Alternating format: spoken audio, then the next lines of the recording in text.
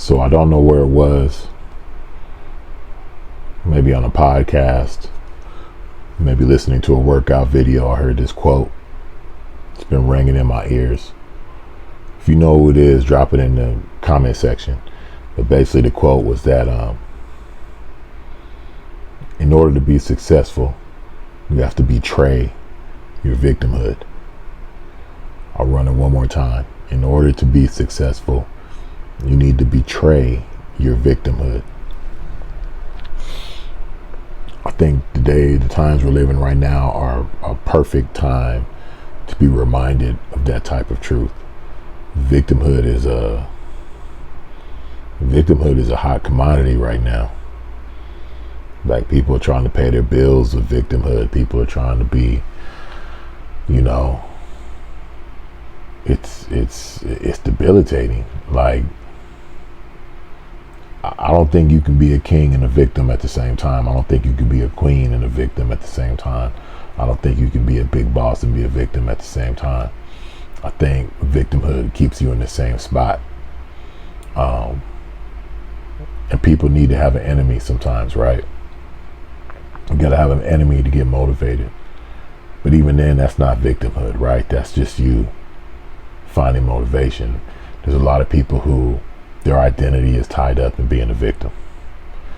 They don't know how to move without being a victim. They don't know how to take the responsibility for their existence without victimhood. That's got to be betrayed. You're never going to rise up if you continue to be a victim. You're going to have to accept the cold, hard truth of this world, that it's a battle for resources. It's a battle to be the best. It's a battle to be on top. It's a battle to be the smartest. We live in a world of resources. And unfortunately, that brings about hard times. That brings about competition. And if you're going to get up and get out here and get it, you got to betray your victimhood. And I think right now it's bad. I think there's a whole generation of people being taught that there's virtue and that there's there's hidden equities in being a victim. And I'm not talking about something happens to you and yeah, you can be a victim, but do you live in victimhood? You can't do it. And society right now is making you think you can. It's giving a veneer. If you live in that state, somebody's going to come save you. The government's going to come save you. Superman's going to come save you. Somebody's going to fly out the sky and drop down to save you, and that's just not the truth. The truth is, there's a veneer of that, but that's not the real world. They want you to live like that and think that's the real world so that you don't put up a fight. And every day is a fight. So I just think it's a great quote that, yeah, in order to be successful, you have to betray your victimhood. And I think it goes right along with my other favorite quote that I say to myself in some way or form every day. It's better to be a warrior in a garden than a gardener in a war. It's better to be a warrior in a garden than a gardener in a war.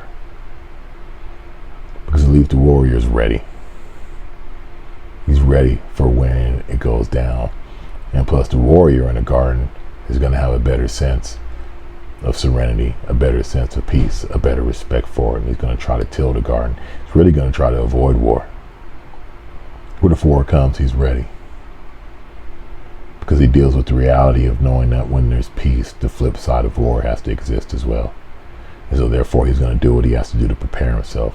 So he's going to enjoy his life and try to enjoy his children and his family, but he's always going to be thinking that there could be a war around the corner.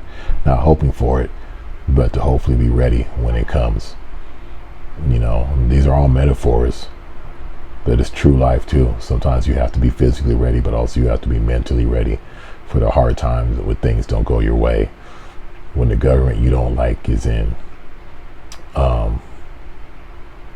When the money's not in your favor. When just the world is not on your side, you got to be ready. That's the war that you've prepared yourself in the garden for, but you're also ready to be at peace too. So I'm Ed Voice. I'm out.